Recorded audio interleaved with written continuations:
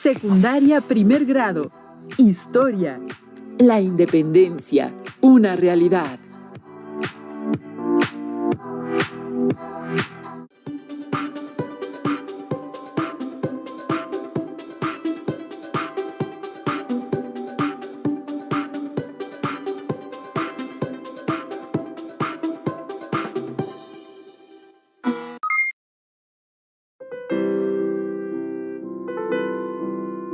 Bienvenidas y bienvenidos, ¿cómo están? Qué gusto saludarles en una sesión más de la asignatura Historia.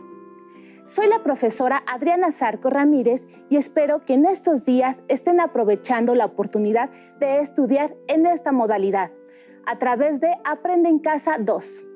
Recuerden mantener la sana distancia, lavarse las manos con agua y jabón durante 20 segundos y usar el cubrebocas de manera correcta.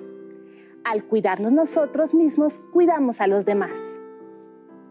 Hoy concluiremos con el tema de la independencia de las colonias de España en América, haciendo énfasis en reconocer la influencia de las ideas liberales en el pensamiento libertario de José María Morelos y Pavón y de Simón Bolívar, y los cambios y permanencias en la situación política, económica y social en el periodo de independencia y con el presente. Antes de comenzar, les recuerdo que es importante que participen en las actividades planteadas a lo largo de la sesión. También les invito a tener cerca su libro de texto, cuaderno u hojas blancas, así como lápiz o bolígrafo, y colores para registrar las ideas principales, dudas y reflexiones que tengan y para que posteriormente puedan compartir sus avances con su familia. Si ya están listos y listas, comenzamos. Al principio del siglo XIX, en las colonias españolas en América, iniciaron diversos movimientos de independencia, pero siempre conocemos las acciones individuales de los libertadores y desconocemos la participación de otros protagonistas de la historia, como las mujeres en el movimiento de independencia de México. Para saber un poco sobre una participación, les leeré lo siguiente. La vida de las mujeres de la clase media y de la clase alta en los años anteriores a la independencia y aún en los inicios de la misma ocurría en el ámbito de lo privado. La vida colonial llevaba 3 siglos en México y esto se traducía en restricciones que limitaban a las mujeres al hogar, al convento o a la iglesia, clausuradas e enclaustradas, ya sea en la casa familiar, la del padre, marido o compañero, en las casas de Dios o en las de recogimiento. De cualquier forma, la mujer vivía y permanecía en la cultura del silencio y la discreción. La instrucción escolar para las mujeres de clases citadas se reducía tan solo a enseñarles a leer, pero no a escribir, no porque las niñas no pudiesen aprender el arte de la lectoescritura, sino porque la intención era mantener un control sobre ellas y así evitar que pudiesen establecer una comunicación epistolar, de manera privada con otras personas a espaldas de sus protectores. La lectura sí fue considerada necesaria, ya que de esta forma las mujeres podían leer los misales y los libros de oraciones otorgados y previamente autorizados y revisados por sus tutores y por sus confesores. Para estas mujeres no existía términos medios. Su conducta solo podían ondular entre la exaltación virginal o el tropiezo, y entre la virtud o el pecado. Pocas mujeres se atrevían a cruzar los límites, transgredir las órdenes patriarcales y desafiar los modelos tradicionales construidos para las mujeres de esta época en México. Como ejemplos, recordemos a Juana de Asbaje, Leona Vicario, Josefa Ortiz de Domínguez, Gertrudis Bocanegra y María Ignacia, la Güera Rodríguez, que fueron de las pocas mujeres que se atrevieron a hacerlo, sufriendo las consecuencias y el rigor del dominio patriarcal, como le sucedía a aquellas que osaban traspasar la línea del silencio y del anonimato que se les impuso.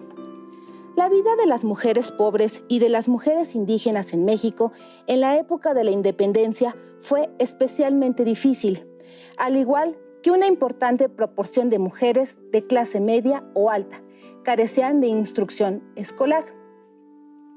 La Iglesia se encargaba de dar la instrucción religiosa a la población en general y sobre todo a los niños y a las niñas. El catecismo representó en algunas ocasiones la única instrucción formal que recibían las mujeres. El analfabetismo en la clase pobre era del 100% y, sobre todo, tratándose de las mujeres. Para las mujeres pobres, los controles de obediencia y conducta eran tan estrictos como los que debían observar las mujeres de cualquier otra clase económica, pero que, desde luego, se veía agravado cuando existía desigualdad y marginación. Además, las mujeres pobres ya padecían desde entonces un problema que aún en la actualidad no se ha solucionado: ser madres solteras, abandonadas, y sin embargo, esto no ha sido limitante para que la gran mayoría de estas mujeres hayan logrado que sus hijos alcancen una mejor forma de vida, menos difícil en todos los ámbitos. La vida de estas mujeres significaba que realizaran labores domésticas muy complicadas, por ejemplo, la preparación de los alimentos que, como sabemos, implicaba en la dieta de las masas pobres, al igual que hoy, el consumo de tortilla. Y esto quiere decir que las mujeres tenían que hacer las tortillas, elaboración que consistía en desgranar el maíz, hacer la cocción del nixtamal, molerlo y finalmente transformarlo en aquel alimento que debía cocinarse utilizando leña u otro combustible de la zona. Por ejemplo, en las regiones semidesérticas se utilizaba la penca de maguey seca, que la misma mujer debía recoger para el fogón de su cocina. También en la elaboración de la ropa, las mujeres estaban a cargo, además del lavado y limpieza de la misma, el proveerse de agua potable para beber y para la cocción de los alimentos. En la mayoría de los casos, también era una labor realizada a cargo de las adultas y de las niñas. Agreguemos a esto la crianza de los niños y el cuidado en general de la familia. Comprendemos entonces que las mujeres en verdad tenían una vida difícil y sin embargo muchas de ellas caminaron junto con los insurgentes, sirviéndoles de guías, cocinando, curando, acompañando, alentando y auxiliando, como estaban acostumbradas a hacerlo cada día de su vida. ¿Qué les parece? Como pudimos ver, las mujeres han colaborado en la construcción de este país y han sido piezas fundamentales en el desarrollo de todos esos movimientos. Pero también sabemos que en muy pocas ocasiones se reconocen su participación. Comenten con su familia qué cambios o permanencias logran identificar entre la situación de la mujer en el movimiento de independencia en México y en la actualidad. Como hemos visto en las sesiones anteriores, los ideales de la Ilustración viajaron por todo el continente europeo, llegando eventualmente hasta América. En el caso concreto de España, durante el último tercio del siglo XVIII, el liberalismo también se hizo manifiesto mediante una creciente demanda de diversos sectores sociales por acabar con el absolutismo e imponer un régimen republicano. Sin embargo, en las posesiones españolas en América, las autoridades coloniales ejercían una censura sobre la circulación de los ideales liberales e ilustradas. La influencia de las ideas liberales en América tomó gran fuerza y fue fuente de inspiración para Simón Bolívar, con la escritura de la Carta de Jamaica y de José María Morelos y Pavón, autor del documento Sentimientos de la Nación, antecedente de la primera constitución de nuestro país y de gran importancia, porque sientan las bases de la división de poderes en ejecutivo, legislativo y judicial. La soberanía de la nación como beneficio emanado del pueblo y la abolición de la esclavitud y del sistema de castas. Les propongo las siguientes preguntas para que se guíen a lo largo de la sesión. ¿Cómo influyeron los ideales liberales en el pensamiento de José María Morelos y Pavón? Del documento Sentimientos de la Nación, ¿qué aportaciones siguen vigentes hoy en día en nuestra Constitución política?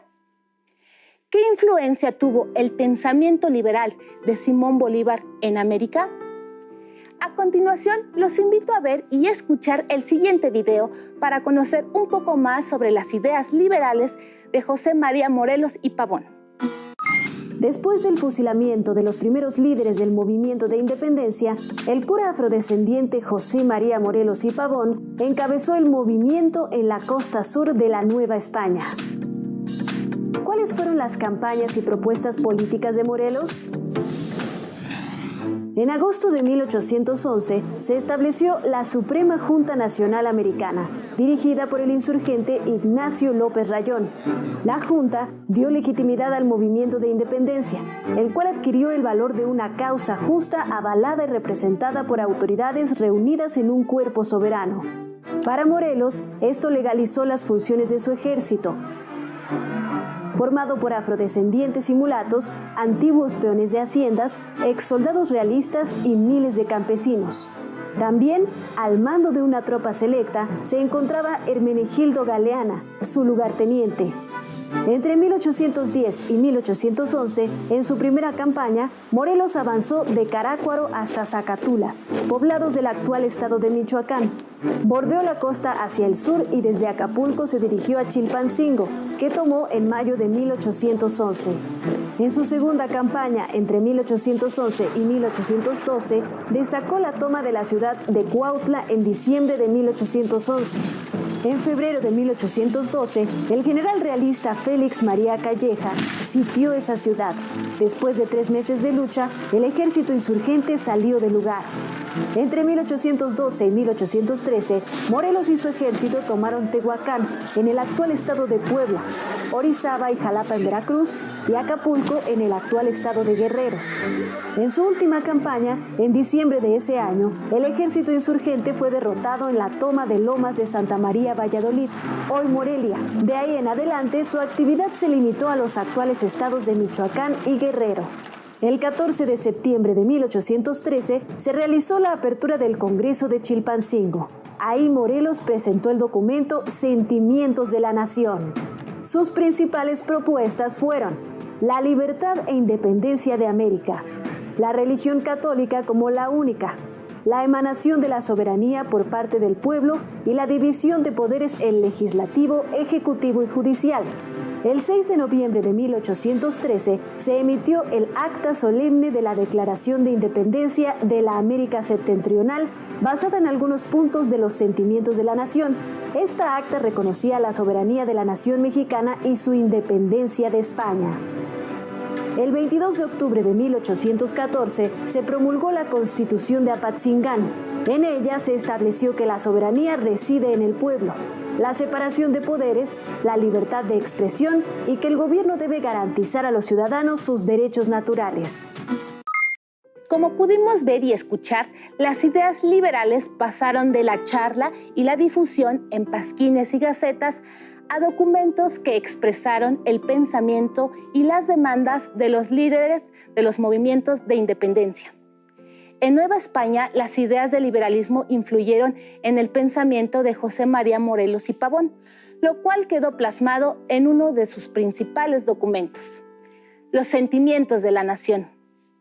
José María Morelos y Pavón fue un sacerdote y militar mexicano que estuvo al mando de la segunda etapa de la Guerra de Independencia de México. Morelos fue un personaje clave en el proceso de independencia de México. Además de sus victorias militares, Morelos le dio cohesión política e ideológica al movimiento insurgente.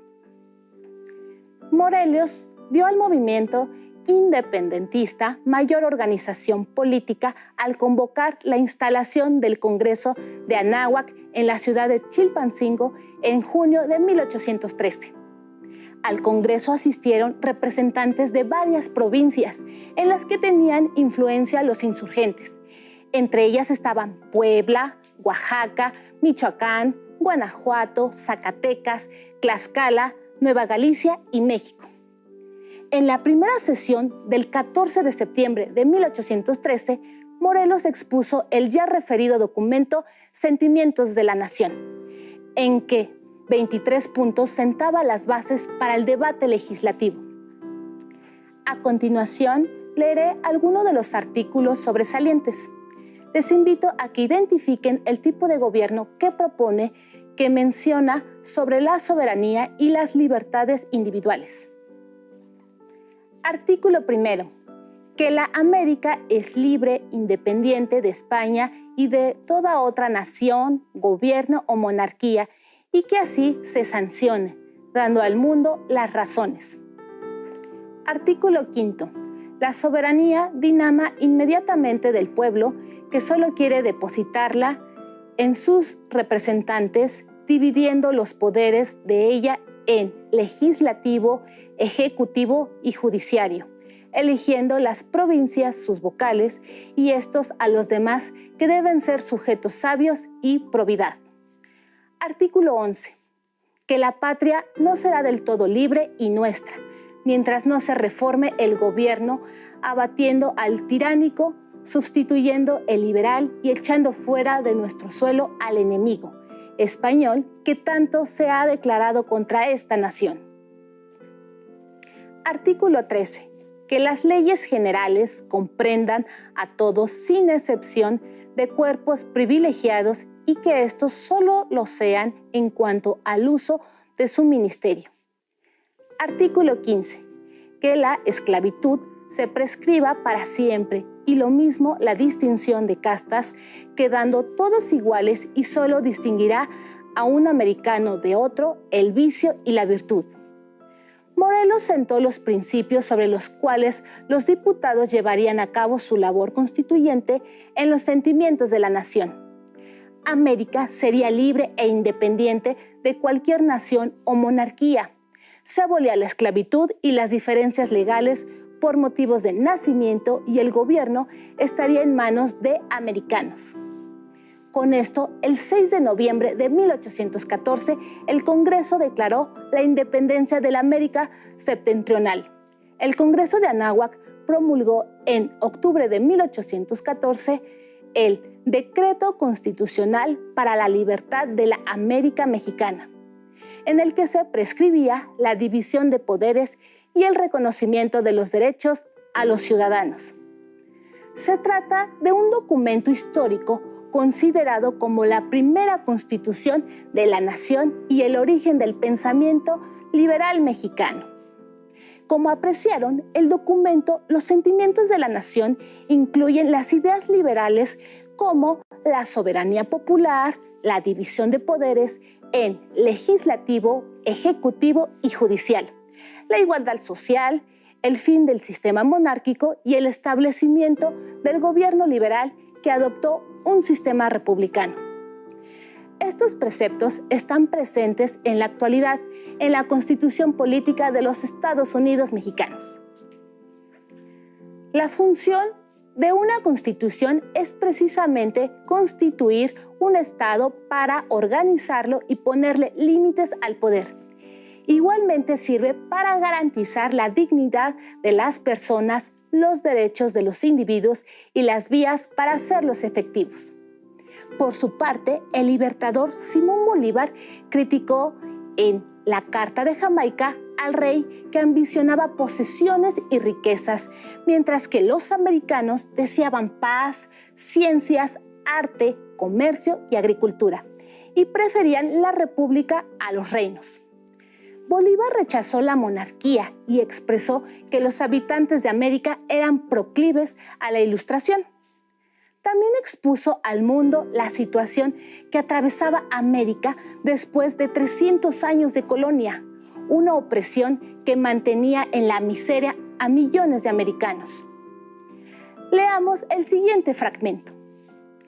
3 siglos ha, dice usted, que empezaron las barbaridades que los españoles cometieron en el grande hemisferio de Colón, barbaridades que la presente edad ha rechazado como fabulosas, porque parecen superiores a la perversidad humana y jamás serían creídas por los críticos modernos, si constantes y repetidos documentos no testificasen estas infaustas verdades. La carta se presentó como una especie de denuncia al mundo de la opresión, del hurto, de la atrocidad que hubo en América, y a la vez con ello fundamentaba el derecho de los americanos a independizarse. a ser libres. La Carta de Jamaica es la carta de la unidad de los pueblos de América, para defenderse, para progresar, porque Bolívar creía que una de las debilidades que tenía el movimiento revolucionario era no estar unidos. Propiamente, la unidad era la clave, debían de unirse para poder defenderse y derrotar a los españoles. La carta fue uno de los documentos en el que se fundó la independencia de las colonias españolas en Latinoamérica. La obra buscaba demostrar la intención de Simón Bolívar de romper los lazos que existían con la corona española, que representaba una fuente de yugo y opresión para el pueblo de América. La visión que se tenía de la corona de España es que ésta habría violado un contrato social, un acuerdo entre la monarquía y los pobladores de nuestro continente, por el hecho de favorecer de manera parcializada a las personas nacidas en España en cuanto a la asignación de cargos importantes y otros empleos sin tomar en cuenta a los criollos. Bolívar se basaba en la represión que ejecutaron los hispanos europeos para con los independentistas americanos después de las renuncias en favor de Bonaparte. Bolívar indicó la necesidad de que cada nación tenga su propio régimen de gobierno, organizado y competente, en el que se respetaran los derechos del hombre y se reconocieran las diversas razas que existen en cada una de ellas. Asimismo, destacó la diversidad originada por el mestizaje y el consecuente surgimiento de una nueva especie media, mezcla de blancos, criollos, aborígenes y afroamericanos que tendrían derechos como legítimos propietarios del país. El Libertador expuso una visión de la región en la que prevalece la unión de los países americanos por medio de la lengua y la cultura, con la diversidad como base fundamental. Ahora han comprendido cómo los ideales del liberalismo causaron un gran impacto en el desarrollo de las sociedades modernas. Los sentimientos de la nación fue uno de los documentos de mayor importancia, ya que sentó las bases del movimiento de independencia y de la constitución política actual. Asimismo, Bolívar propuso un sistema republicano con división de poderes y responsabilidades limitadas de la autoridad. Su sueño era poder unificar toda América en una sola patria grande. Fue fuente de inspiración para otros procesos revolucionarios en el continente. Simón Bolívar es hoy ejemplo de ideas universales de lucha por justicia social, política y cultural de los pueblos del mundo. Sus pensamientos se perpetúan en la historia americana. Con todo lo anterior, podrán retomar las preguntas que se plantearon al inicio de la sesión y reflexionar sobre ellas. ¿Cómo influyeron los ideales liberales en el pensamiento de José María Morelos y Pavón? Del documento Sentimientos de la Nación, ¿qué aportaciones siguen vigentes hoy en día en nuestra Constitución política? ¿Qué influencia tuvo el pensamiento liberal de Simón Bolívar en América? Es momento de continuar con el reto que iniciaron el inicio de la semana, el cómic. No olviden destacar los aspectos más importantes de la sesión. Recuerden emplear un lenguaje claro sin omitir detalles. Se pueden apoyar de su libro de texto para retomar algunas imágenes que consideren relevantes para complementar su trabajo. Pongan manos a la obra. No olviden que este tema lo podrán encontrar en su libro de texto en el bloque 1. Para conocer un poco más del tema, les invito a leer Virreinato de la Nueva España, del autor Alberto Sarmiento, que se encuentra en la biblioteca escolar. También les invito a consultar otras fuentes bibliográficas, digitales y audiovisuales que tengan a la mano. No olviden acercarse a páginas confiables respaldadas por una institución educativa como las universidades. Listo, terminamos, pero aún nos queda mucho por explorar y